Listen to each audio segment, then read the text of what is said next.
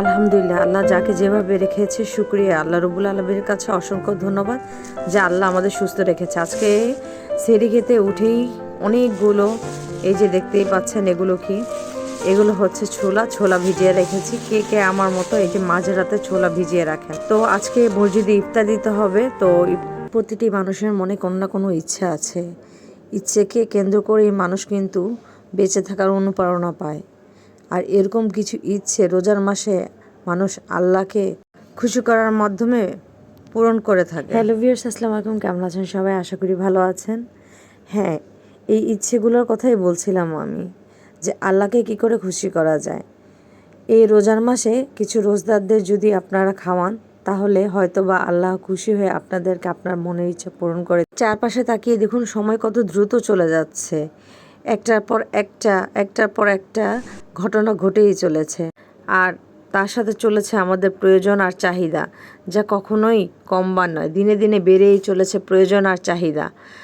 আর প্রয়োজন আর চাহিদা সবাই কিন্তু পূরণ করতে পারে না। কিছু কিছু মানুষের সামর্থ্য আছে আর কিছু কিছু মানুষের সামর্থ্য নাই। এই সামর্থ্যকে কেন্দ্র করেই কিন্তু সব কিছু। এই যে আজকে আমি কিছু ইফতার বানিয়েছি মসজিদে দিব বলে, তো আমার যেটুকু সামর্থ্য ছিল তার মধ্যে দিয়েই আমি চেষ্টা করেছি। কতটুকু পেরেছি জানি না, রোজা রেখে অনেক ক্লান্ত হয়ে গিয়েছি কাজগুলো করতে। আসলে নিজে হাতে করে কিছু করতে চেয়েছিলাম, জানি না কতটুকু সফল হব, আল্লাহকে কতটুকু খুশি করতে পারবো। রোজাদার ব্যক্তিরা খেয়ে কী বলবে, এ ধরনের অনেক কিছু আছে। লবণ চাখতে পারলাম না, আন্দাজ মতো করে দিয়েছি একটু আর কি। মসজিদে অনেকে অনেক সময় ব্যয় করেন, নামাজে থাকেন, ইতিকাফে থাকেন। তাদের জন্য যদি একটু খাবার ভালো মন্দ যদি দিয়ে দেওয়া যায়, যে রোজাদার ব্যক্তিগুলো অনেকে ইফতারির সময় আজানের সময় দৌড়ে মসজিদে প্রবেশ করে, ওই ব্যক্তিগুলা যদি একটুখানি ভালো ইফতারি পায়, তাহলে কিন্তু তাদের মন অনেক খুশি হয়ে যায়। রোজাদার ব্যক্তি যখন খুশি হয়ে যায়, আল্লাহ তো কিন্তু তখন অনেক খুশি হয়ে যায়। আর সেই জন্য আমার এই ছোট্ট আয়োজন, জানি না কেমন হয়েছে।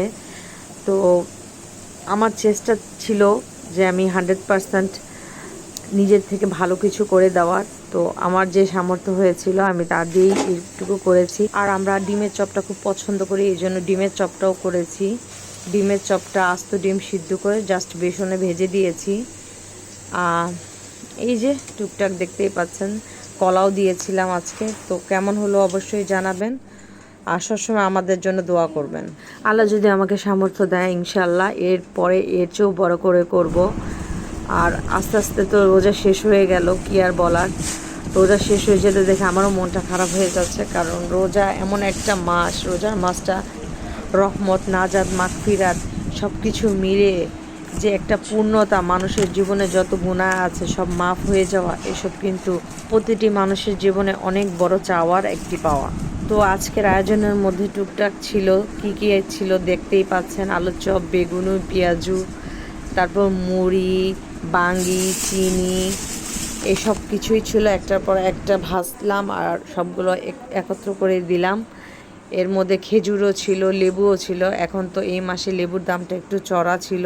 মসজিদ থেকে লোক আসবে নিতে এগুলো। কোনো কিছু না পেলে হতাশ হবেন না। আসলে সময়ের আগে এবং সময়ের পরে কেউ কোনো জিনিস পায় না। তো আপনি ধৈর্য ধরুন, ধৈর্যহারা হবেন না। ইনশাআল্লাহ আল্লাহ আপনার জন্য অনেক ভালো কিছু রেখেছে এবং সময় মতো সেই জিনিসটা আপনার কাছে পৌঁছে যাবে।